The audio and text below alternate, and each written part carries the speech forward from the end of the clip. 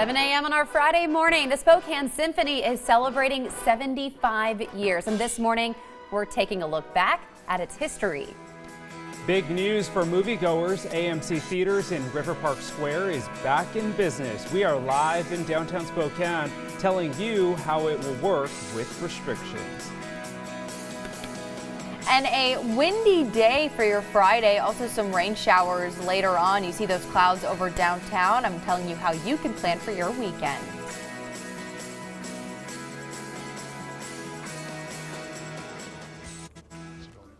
It is a presidential responsibility to lead.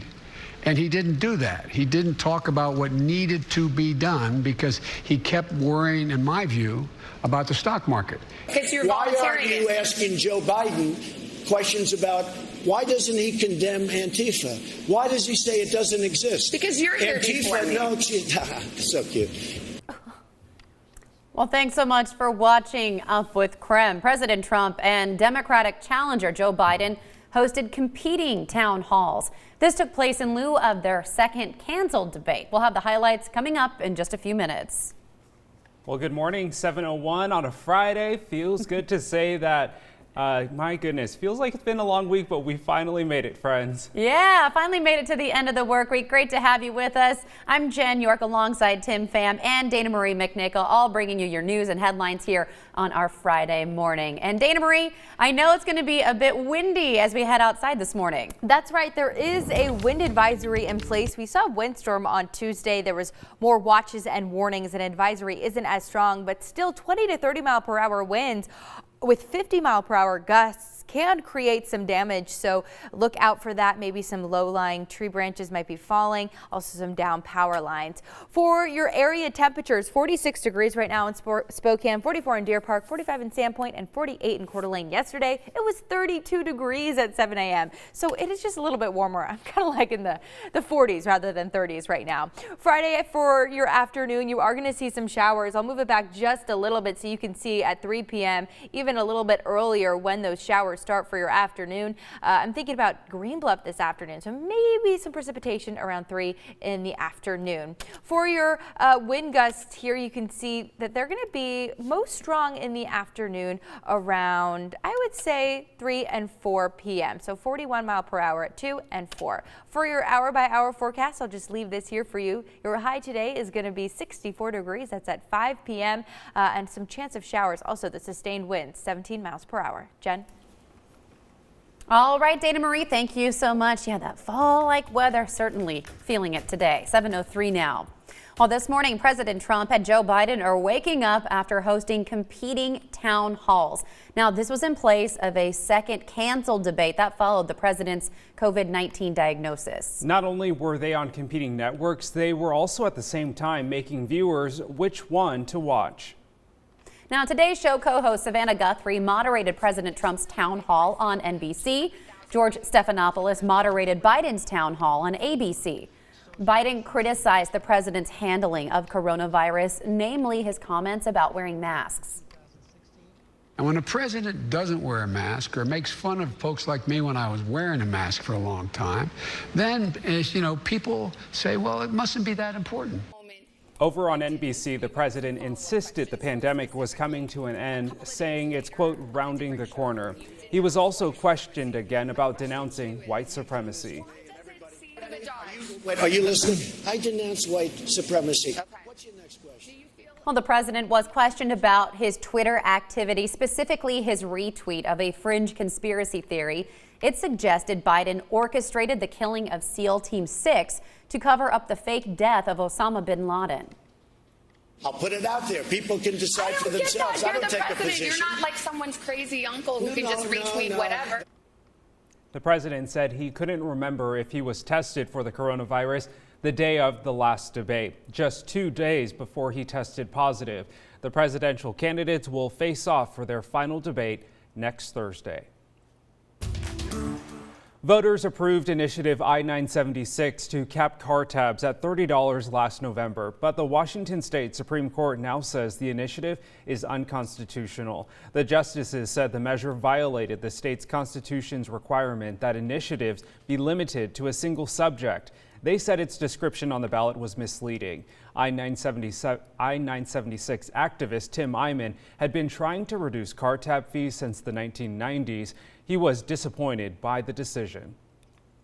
I cannot follow the rules when the rules change. The initiative, if made law, would have cut more than $4 billion in tax revenue by 2025. The city of Spokane says those cuts would have impacted projects in the area.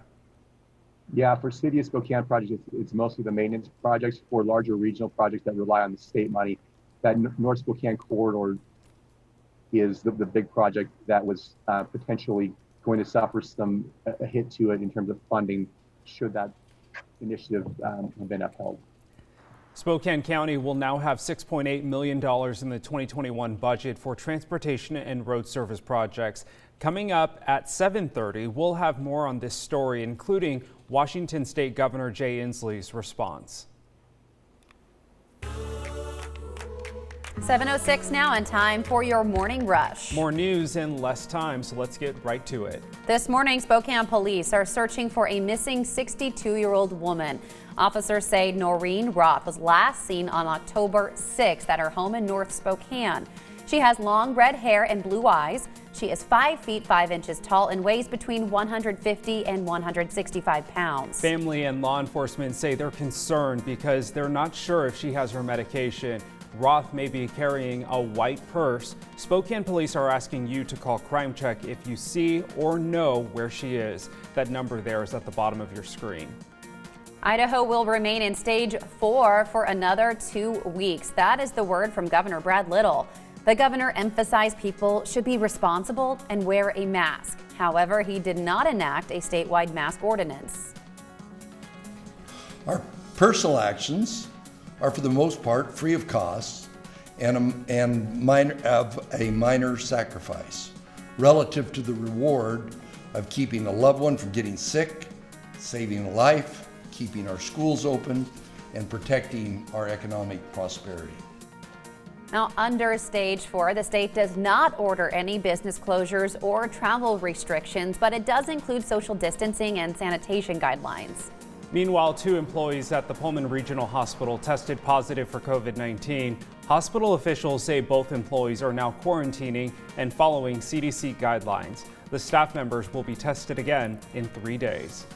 Now that is your morning rush. More news in less time. Let us know what's happening in your neighborhood by using the hashtag #UpWithKREM on social media. 7:08 now. Well, happening today, movie fans can head back to the big screen. AMC Theaters is opening nationwide, including in Spokane. Taylor Vito is joining us live this morning from downtown Spokane, where the first showing since March is set for this afternoon. Hi, Taylor. Yeah, Jen, good morning. You know, very exciting news for movie fans, movie buffs. First, a little background here. So last week, Governor Jay Inslee loosened restrictions for counties in phase 2 of the reopening plan. And part of those loosening of those restrictions included allowing theaters to operate at 25% capacity, so having about a quarter of the amount of people they have in there normally. So the theater opens today at 3:30. That's half an hour before the first showing at 4. According to AMC's website, 13 movies will be featured today. Masks will be required for all theater goers and staff members, except when eating or drinking.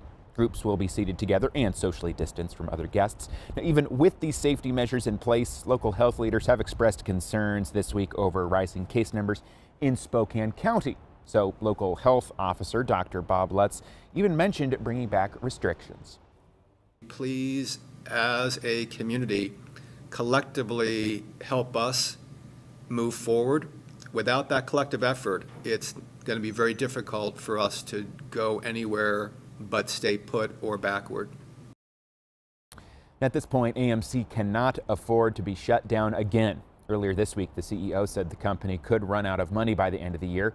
They haven't filed for bankruptcy yet, but the CEO told Bloomberg this week that the company is throwing all of its efforts into raining additional capital. Now, Spokane is one of just 14 AMC theaters across the state that's opening today. Some of the bigger changes will also include going to the concession stand and what that is going to look like. So coming up in the next half hour, we'll talk about some of those changes and what it'll be like if you decide to go to the movies. Jen? All right, Taylor, thank you so much. This morning, we want to know if you at home will go to the movies. You can text us your comments at 509-448-2000. We've seen a number of responses this morning. A lot of people pretty excited to go back to the movies, though they say they don't really know what's playing. They're asking for some of the classics maybe to play. A lot of you, though, say, nope, no thanks. One person saying, I'll wait for the Garland to open. Of course, you can text us what you think, 509-448-2000. You might see your comments here in the show. Well, coming up in our weather forecast, we see a very windy Friday. A wind advisory is in place for our afternoon. Also some rain showers. Also the S word, snow, is coming in higher elevations. All that coming up.